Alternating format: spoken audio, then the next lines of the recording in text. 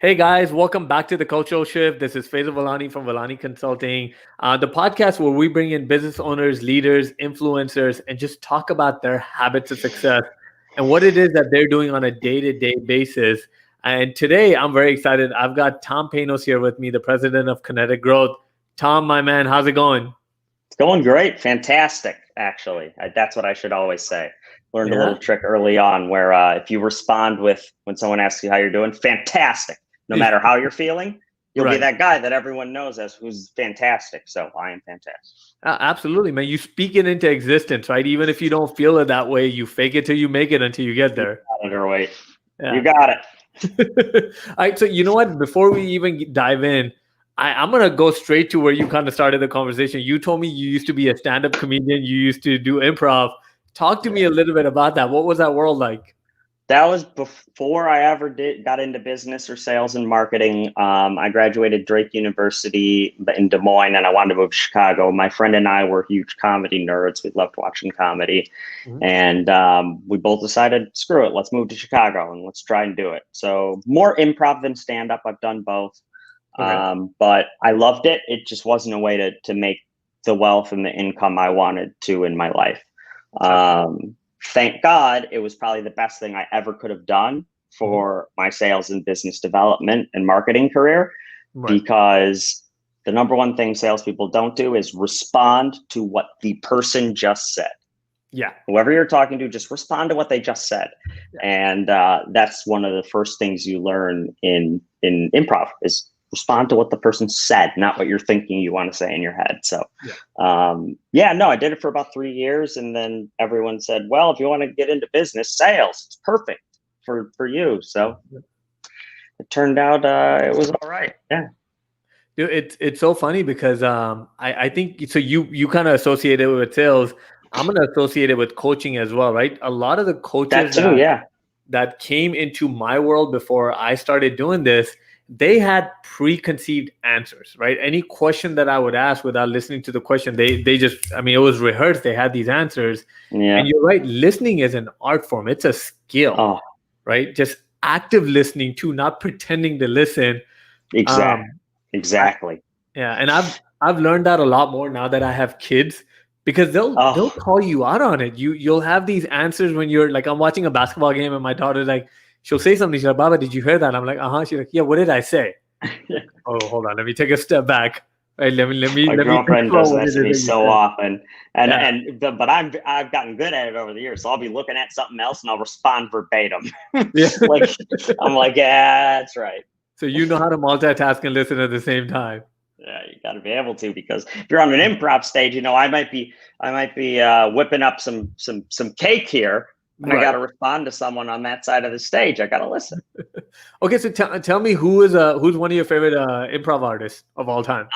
So there's a guy, you'll see him show up. He's on Netflix shows and stuff. When I was starting in Chicago, Tim Baltz is his name. He's been on Drunk History. He's been on some other stuff. Now, unreal. Watching him and his team, it was like you had watched a rehearsed and written phenomenal sketch comedy show, but it was all made up on the spot. And I just remember seeing it for the first time and like, it's magic. It's what they're doing is magic. And I never got to that level. That takes decades of like what I've went on to do in sales and marketing. I've been doing that for over a decade. It takes that amount of commitment to get that good. But that's insane. Tim Baltz, I would say. Growing up in college, one of my favorite shows to watch of all time, this was, everybody just has that time killer show that they would watch. Oh, yeah. I used to love watching Whose Line Is It Anyways? I watched it religiously. The British one or the Drew Carey one? No, the Drew Carey one. The Drew Carey one, okay. Yeah, I caught on to it a lot later. Yeah, they're both very good. The Drew Carey one is much more American improv. So that's what you'd see in Chicago's the mecca for improv. That's where it all kind of started. So I loved it. My wife and I just got done binge watching a show on Amazon just because we have so much time in the world. It's called The Marvelous Mrs. Maisel. Have you heard of that one? I've seen a couple episodes. My girlfriend's obsessed with it. Now I don't have as much time I love television and video. I've probably seen more movies than most people, but I don't get the time to watch them as much as I would have, much as I used to. So I would highly recommend that one. It took me a few episodes to get in. It was like Entourage. It took me, I think, like 7 or 8 episodes I love Entourage. Get into it. But man, that show has got me hooked. I want to know what Maisel does next because I mean she's got me wrapped around her fingers right now. Speaking of Entourage, so a guy I was speaking with the other day through a client, so a prospect of one of my clients, his dad is the agent that Ari Gold's based on. No way, the super agent. I forgot his name. I can't remember the guy's actual name, but that it's this guy's dad. Really? Yeah. So my friends and I've had conversations, and Ari Gold's character, it is one of the best written characters I've ever seen. It's like Will Smith in Fresh Prince, and I guess George from Seinfeld. Yes, Jordan's one of the best characters. Seinfeld's my favorite show of all time. So George and the entire cast, it's perfect. It's a perfect television show. Right. So that's amazing. Okay, well, hey, you know what? I'm pretty sure the audience wants to know. The first thing, anytime I meet a business owner, the first thing I have to ask them is, what made you get into business, right? Because it's a fanatic field. You have to be obsessed. You have to be away from that 9-to-5 mentality and just say, I'm working till I'm done. So what got you into opening up Kinetic Growth? So it was a couple things, right? Number one, I had been in sales and marketing for, I would say, 7 years. And I liked it. I always liked what I did, but I ran into the same issue at every company. Mm-hmm. When I have an idea, I want to run with it. I want to try it. Sure. And there's so many barriers the bigger the company goes. Get this approval. Make sure Jim's okay with it. All right, well, Larry's got to sign off. And it's just like, to me, it hinders innovation. It hinders... Yes. I could have tried it and maybe it would have failed and then I could move on to the next. Mm-hmm. But it was one specific conversation with the CEO of the last firm I worked for, who, when I asked, can I move towards because I led business development for the firm, but I wanted to do consulting. And she was very clear in these words: you do not have the education nor the knowledge necessary to be a consultant. So just, you can put that out of your mind. And in my brain, I went, okay, all right. Went back to my desk, end of the day, quit, said, I'm doing this. You're completely wrong. Then I had no idea what I was doing. But I think that's what led Kinetic Growth to have such success is we can get into this a bit later or now, but sales and marketing itself, sales in particular, in the last 6 years roughly has gone through sales B2B has been the same for decades and decades. Yeah. It has gone through such a massive change in the last 6 years, the likes of which you haven't even seen in other industries, except maybe like the paper industry or something. Sure, absolutely, yeah. So it's incredible. And I kind of started back in the old school world, and I progressed to now where we're in this completely new world. Of how sales and marketing functions in the business to business environment.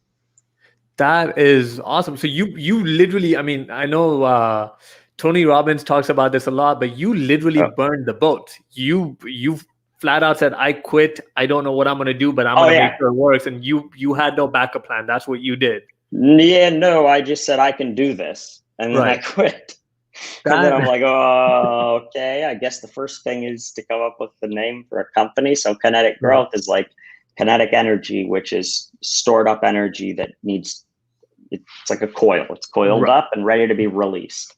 And that's kind of what I thought. There's all this untapped potential in young companies out there. And when sales isn't put at the forefront, driving customers, you just keep tensing that coil further and further, and you got to bring someone in to let it loose. And that's what we do. That's amazing. So I'm going to relate to you a little bit. So I come from a world of business processes. So I used to go into businesses and I would define efficiencies within their processes.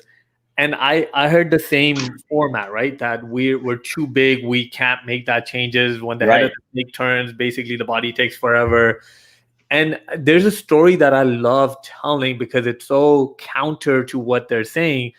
The most successful companies are the ones that are these, Fortune 50 companies, but they act like startups. Amazon. Exactly. And the story is about Amazon. Amazon has this amazing story. So Amazon's biggest selling point was their recommendation engine, right? You go buy something and they recommend all these things that come on the side. Well, that was created by this guy named Greg Linden. But when Greg Linden came up with the code, a senior vice president, right? One of the top ranked people came out and said, this is not going to work. It's going to distract people. We don't want it. Sure. But Greg Linden still had the authority to say, hey, I'm going to test this out. And if I could prove the test, it'll work because Amazon created that culture. He went against the senior vice president. He put it into test. It absolutely turned out to be a phenomenal success. And it literally shifted Amazon from, I mean, it's now, I think, the second largest company in the world or the largest company in the world. Like Amazon just hit Apple just hit 2 trillion. They did, in market cap, so they're close. It's amazing that these massive organizations with thousands of people, they can act like startups and they're finding success and people are watching it. But yet when you go to create that innovation, create that excellence within their company, the owners are saying, no, we don't want it because we can't change aversion. Aversion. It's similar to risk aversion. Which is the hardest thing about sales. People often think, well, the price point's too high, all this. No, we are wired to fear change.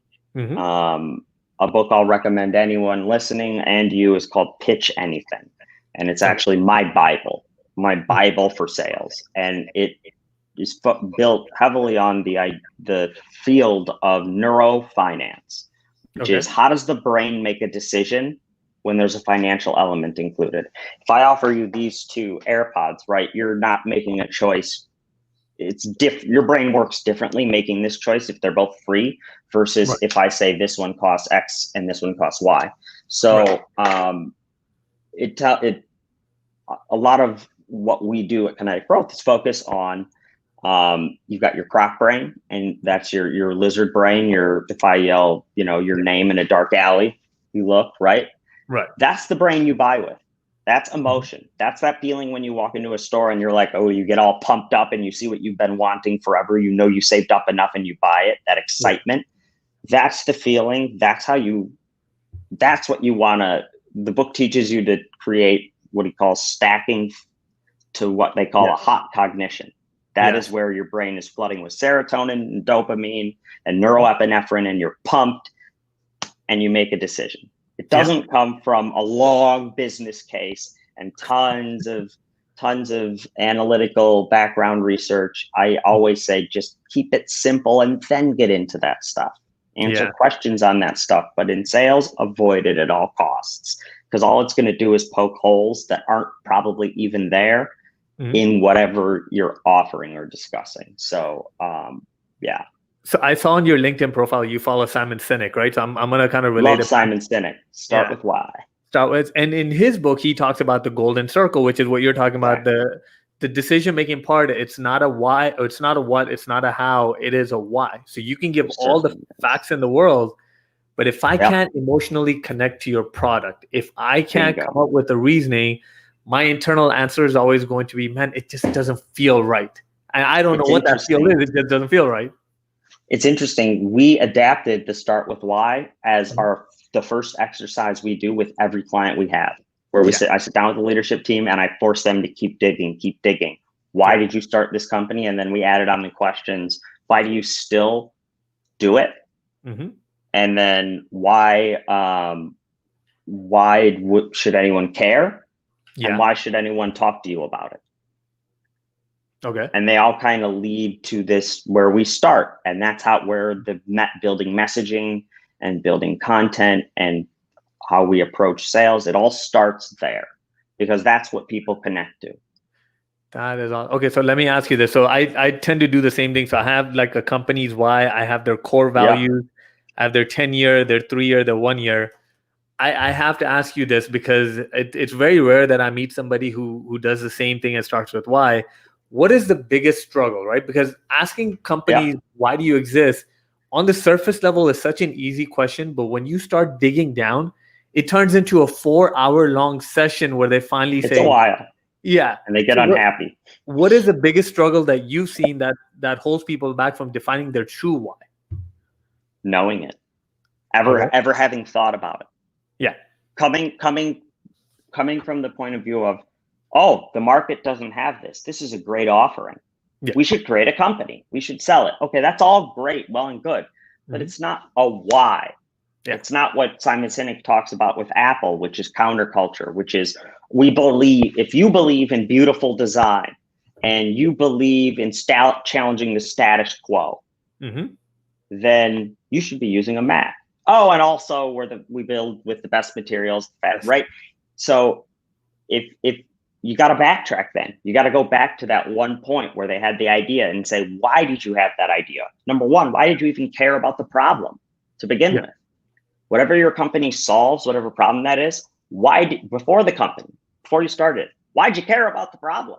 There's plenty of problems in the world and in business that I could care less about. Yeah.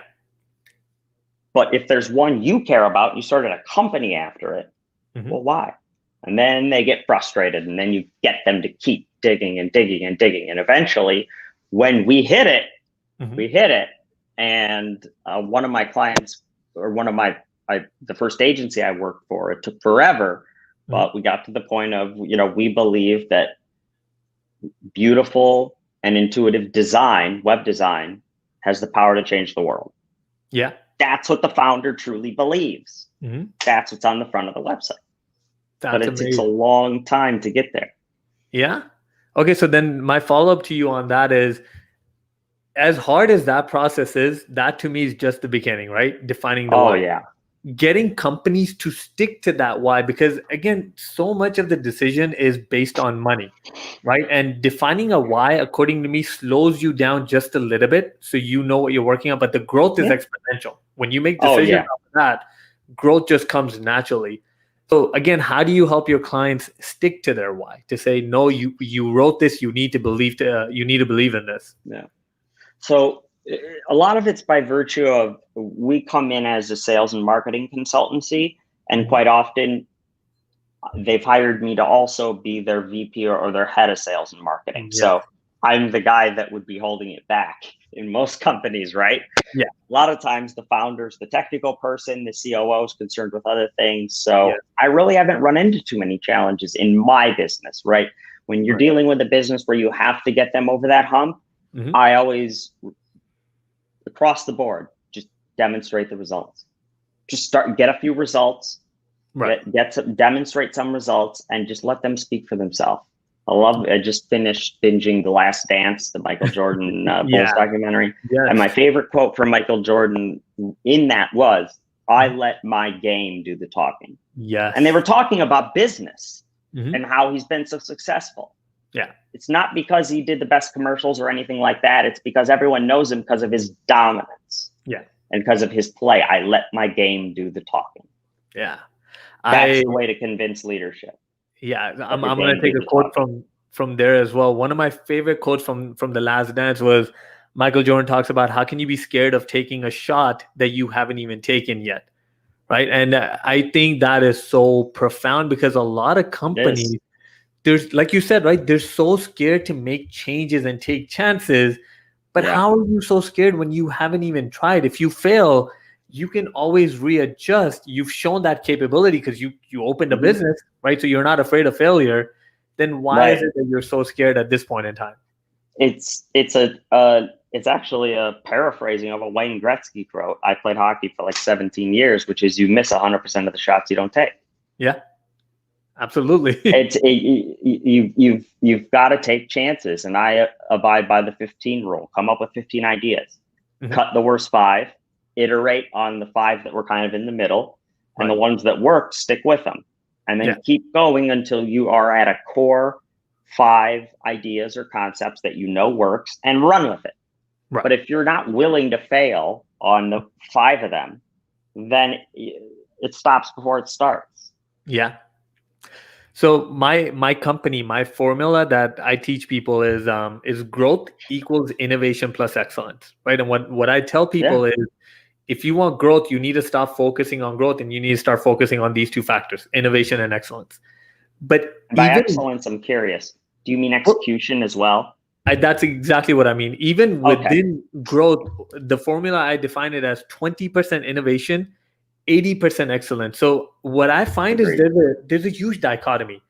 Companies are either really great at working on their business, innovation, coming up with ideas and new things to do, or they're the complete opposite. They're great at working in their business, just executing day in and day out, looking for issues and solving issues. The best companies are the ones that have found a healthy mix to say, we're going to work on our business. We're going to come up with 15 ideas, break it down, find the 5. And now we're going to take it over to excellence, and we're just going to hit it hard. Doesn't matter how many times we fail. We're going to refine the process until we find the gold mine and make it work. And I think iteration. Absolutely. Yeah, that's what Amazon, Apple, all of these companies have done.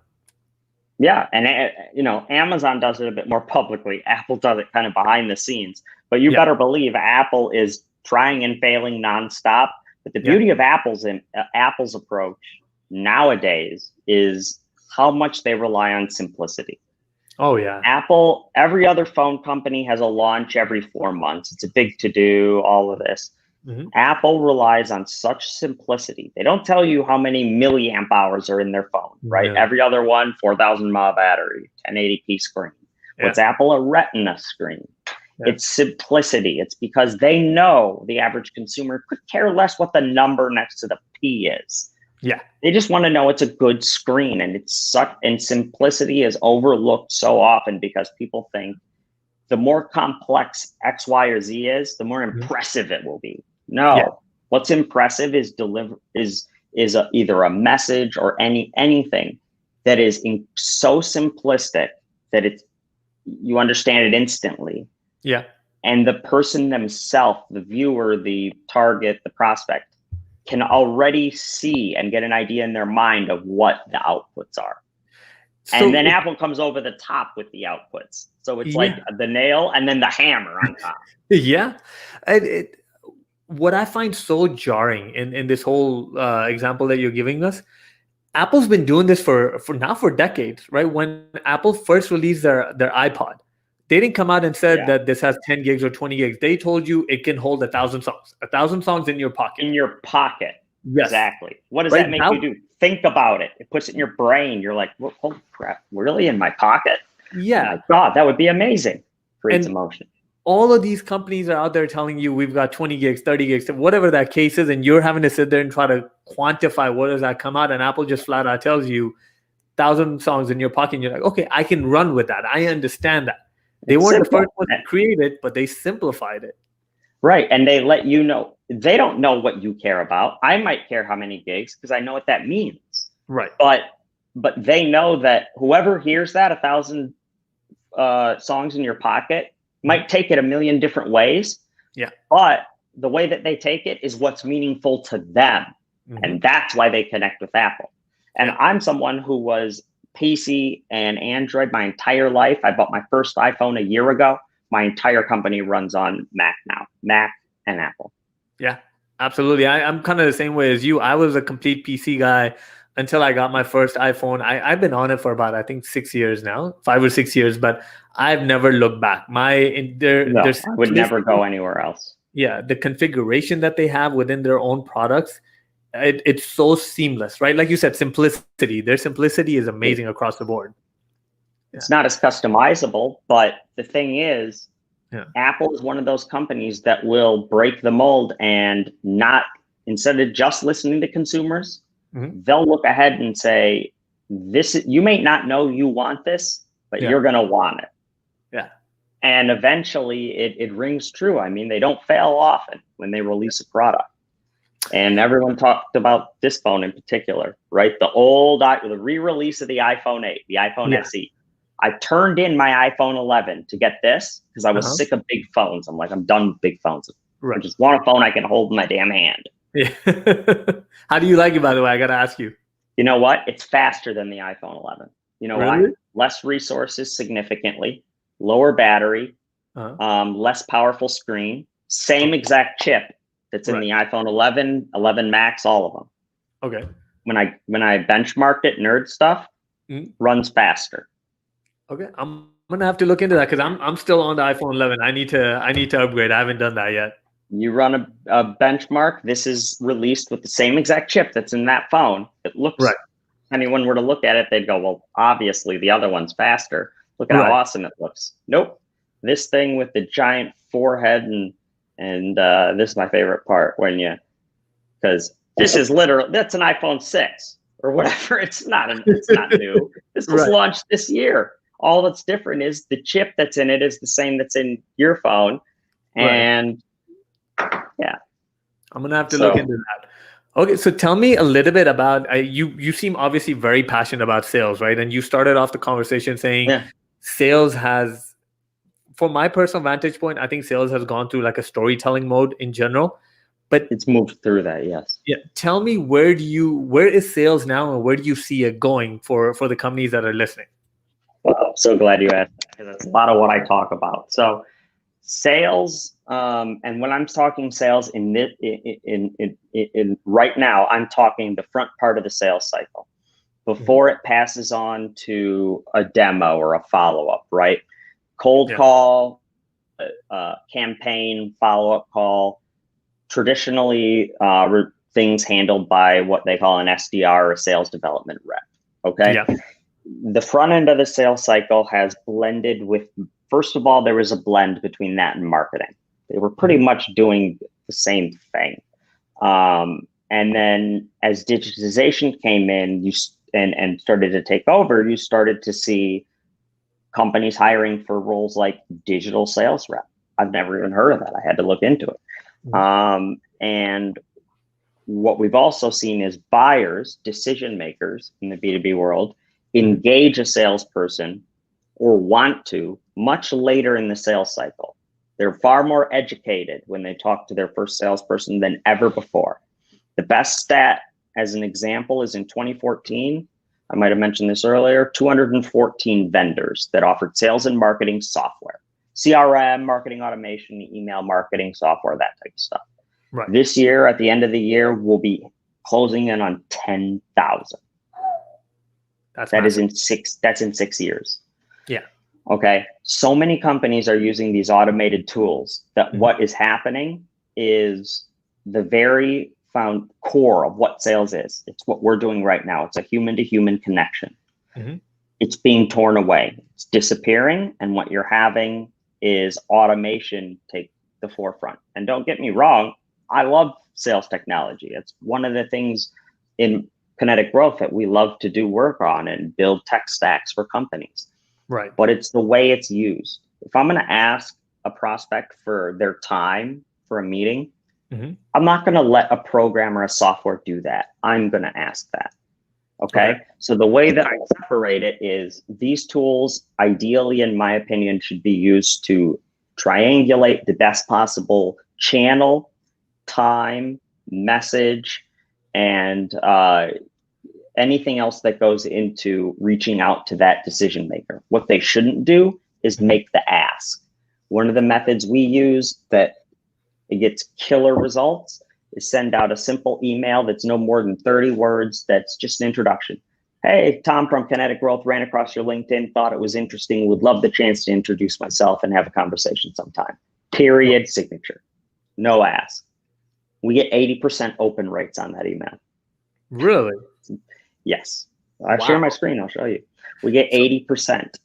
The reason is it's so simple. There's no ask. What am I doing? I'm watching a little ticker up in the corner for when of my screen for who opens that email and when. When they open it, I call them. You're 10 times more likely to get someone live if you call within a minute to 3 minutes of them opening the email you sent them. Okay. So it's been a minute since I've looked into this, but I came from a world where Ryan Dice talked a lot about indoctrination series and sending them through funnels. I now have a team that takes care of all that, but where do you stand as far as warming them up before emailing them now? So that's the first step right there. And if I can get you on the phone and engage with you within about a week, I don't ever see them entering that funnel. They either get into the pipeline or they move off to what may be a drip feed funnel or something like that. When we talk about the traditional funnel, absolutely. You need a strong inbound lead engine.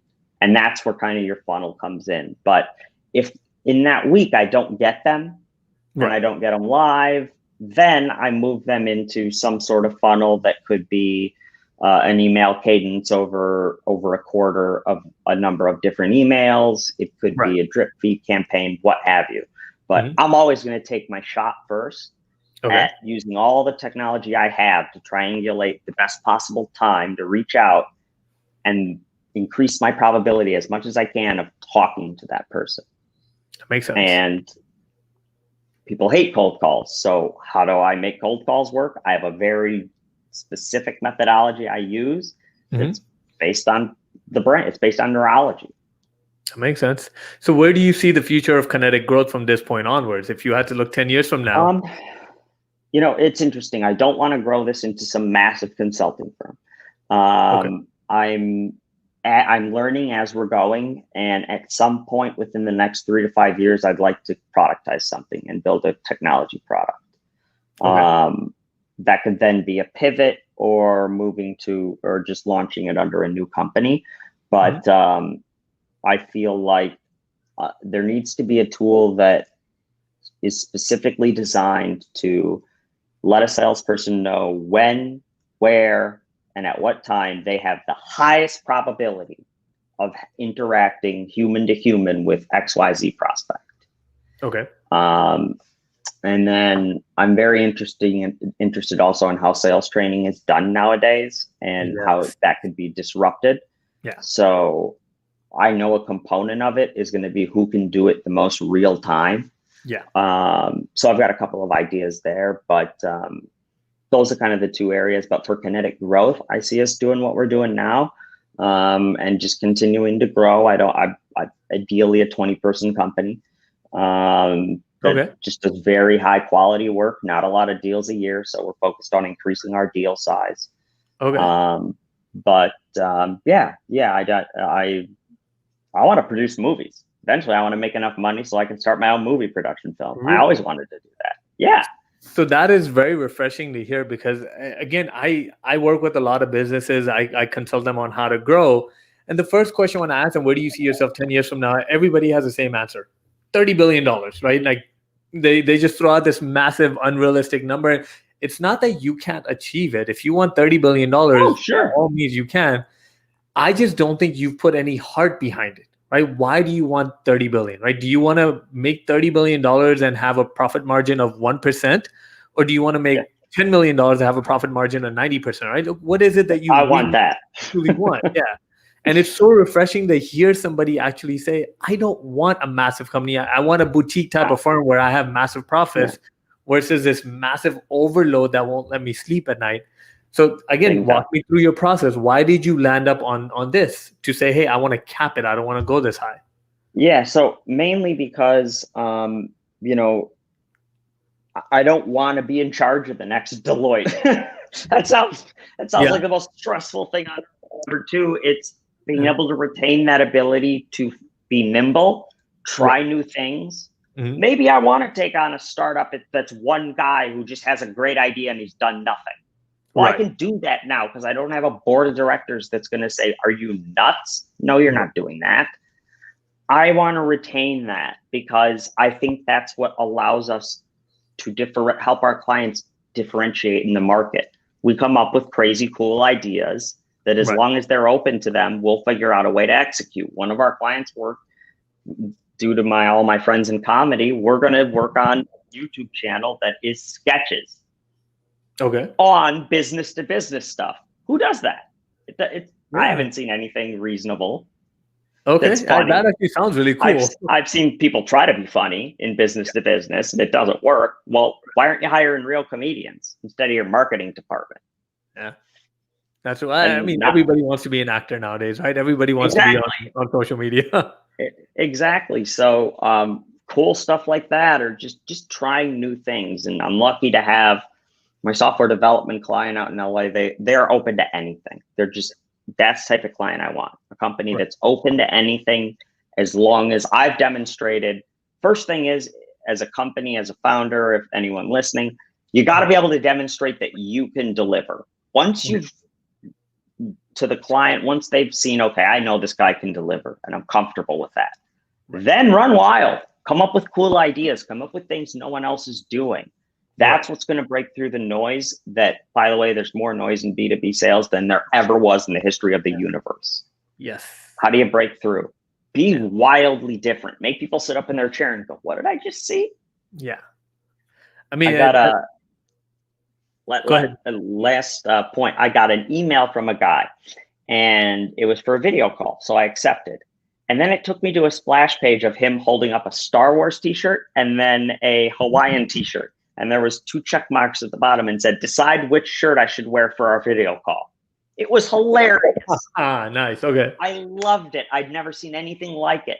Right. I, of course, scheduled a call with that guy. Yeah. Because that's great. I've never seen anything like that. Right. So that's the type of stuff when I say try something crazy, do something unique that someone's going to say that I've never seen that before. Right. I mean, the biggest proof of what you're talking about, right? The B2B noise that's out there. If you and I are very active on LinkedIn, that's where I found you. If you just go on LinkedIn right now, you'd see the amount of advertisements that you see for B2B companies. The ones that I see be truly successful are the ones that are being authentic, right? The ones the ones who are flat out coming out and showing their personality, and they're not afraid of it, right? Like if you want to sit around in a t-shirt and have a podcast, that's what you're doing. You don't have a shirt and a tie on trying to impress everybody else out there. I used to wear one every day for 9 years. And the thing is, not anymore. Yeah, well, as much as companies want to try to conform you, when you are free to express yourself, obviously within limits, right? You stick to the boundary. I'm not sitting here shirtless. Yeah, you tend to be so much free in everything that you're doing. Your conversations are looser. You connect with people a lot more. Yeah. The guy with the Star Wars and the Hawaiian t-shirt, I guarantee you, he loves talking Star Wars to anybody, right? It's a great. I'm sure. You could tell he was having fun in the little GIF. I could see, like, he loved what he was doing. Right. So you're exactly right. Authenticity, when I said, the humanity is being removed from sales, what it really is what you just said. It's authenticity. Yeah. I try to be as authentic as possible in my sales conversations. And the whole goal is to be that breath of fresh air that, this is not every other sales guy. And, I think eventually companies need to get less, not necessarily even risk averse, because if you're a certain size company, you're not risking anything by doing a goofy message, as long as you're not Oracle and it's going to be on MSNBC, right? Yeah. If you're a mid-sized company doing 20 million a year, you should be trying every way possible, if you're in a crowded market, to do everything you can that your competitors aren't doing in their marketing, in their messaging, and everything from sales, all of it. And you don't see it happen very often. And it's so weird that a lot of companies haven't recognized this, especially now, right? I can see this being a problem 10 years earlier because technology was so expensive, video production was so expensive. But now things have become so much simpler. If I wanted to do this podcast 10 years ago, I would have been dishing out 20 to 50 grand to a production camera crew. But I have my phone right now. I have my computer. I'd have to come there to be on it. We couldn't do it like this. So the risk factor that we talk about, I feel like even the risk is just a made up risk. The financial cost is not as high as it used to be before. I always tell clients when I talk about a tech stack, they're always like, "No, we're not interested." I said, I can build you an entire tech stack for less than $9 a month. Like literally, I'll pay for it. If it means getting the deal closed, I'll pay for it.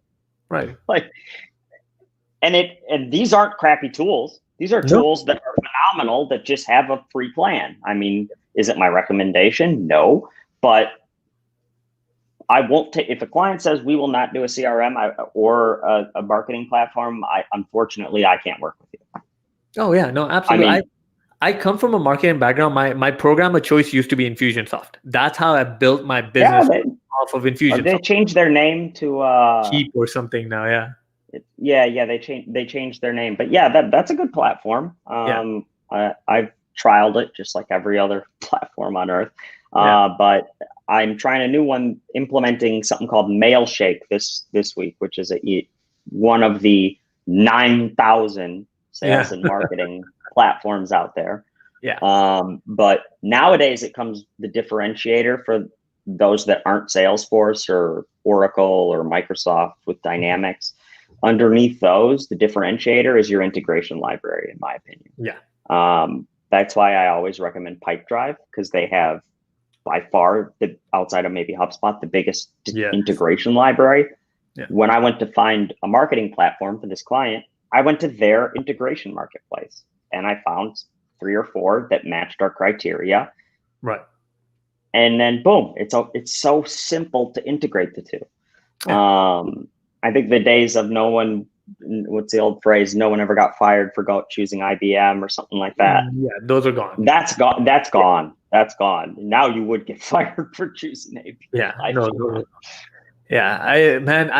It's been a minute since I've spoken to anybody about this, just because it was such a long time ago. But when I was a BPM manager, one of the hardest things for me was I worked with a lot of companies that had their own homegrown system, because they were under this belief that nothing exists off the market or off the shelf. And it was so hard for me to convince them that, look, CRMs now, they're like iPhones, right? They have the basic functionalities and you go download what you want and build it to whatever you want. And man, that was the hardest part for me to convince people your homegrown system is stopping you from scaling up.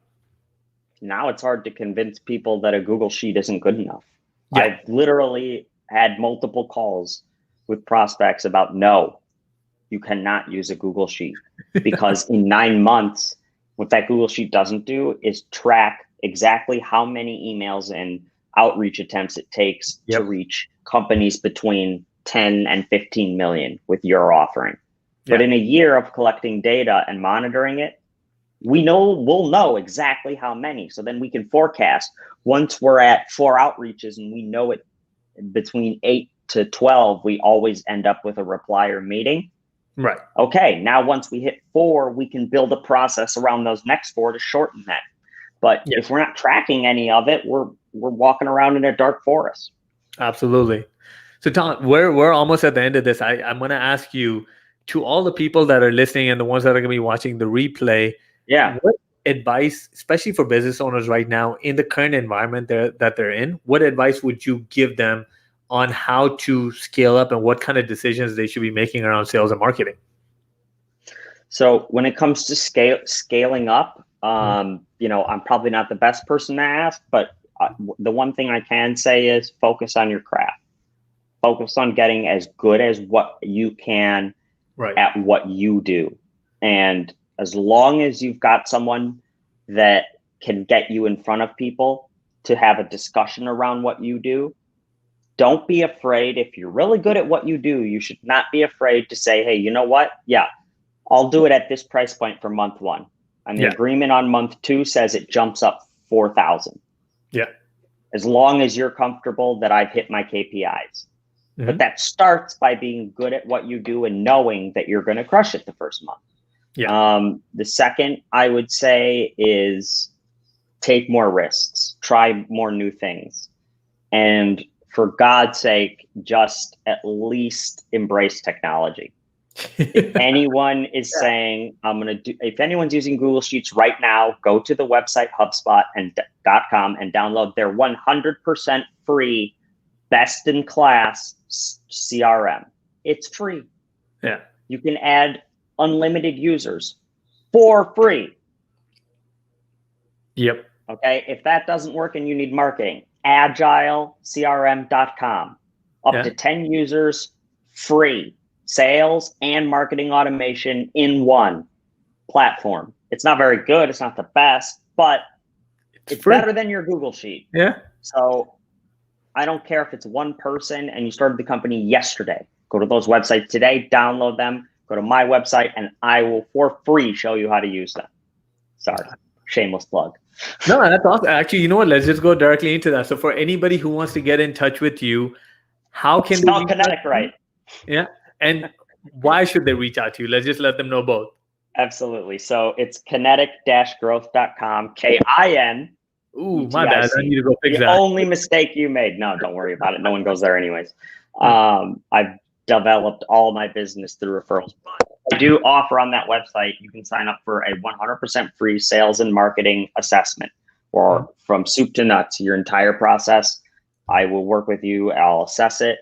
And then your output will be recommended roadmap plus a tech stack, which you can either, if you have any budget, you can hire us to implement, which doesn't cost much, or if it's as simple as Agile and I've got time, I'll implement it for you, or I'll at least walk you through how. But it's free. The assessment's free, and by no means, the days of the Sandler rules are over. You're not going to get some aggressive pitch from me. It's literally just the chance for me to spread the word that, please embrace technology. And if you're using Google Sheets, go sign up, because it's free and everything I'm going to recommend is free. So you're only down your time and potentially talking to someone you don't like if you don't like me. There's always comedy too, right? On top of that. Yeah, I'll make some jokes as well. If you want, if you want 5 minutes of stand-up, specify that in the little notes section, and I will give you 5 minutes of terrible stand-up. Awesome, Tom. Well, thank you so much. This has actually been a wonderful conversation. I want to know, typically, I at least have a couple of questions written down to ask my audience. Tom and I basically just improv this whole thing. I had no questions written down for him, but I can tell when you're connecting with somebody and you're on the same level, the questions just kind of come across. So thank you so much for going along with this. Thank you. Yeah. Thank you. And if anyone cancels, I can be like that guy that you call who comes on, you know what I mean? So you got like David Letterman had a late cancellation. He had that one guy that would always come on. I'll be that guy for you. Absolutely. You know what? I'll go ahead and I'll book it down, man. We're going to have a lot more conversations. I can tell for sure. I would love it. I enjoyed this so much. Absolutely. Well, guys, again, thank you so much for joining the Cultural Shift. Keep watching. We're going to be bringing a lot more people on board. And again, if you guys need help with marketing, go reach Tom. Go reach Kinetic Growth. Again, Kinetic with an I, not with an E. Go reach him. I will put all his information in the podcast link, and you can reach out to him for help. And again, if you need help growing and scaling your business, reach out to my team, and we can help you with that. Again, thank you so much, and I will see you guys next week. Bye-bye.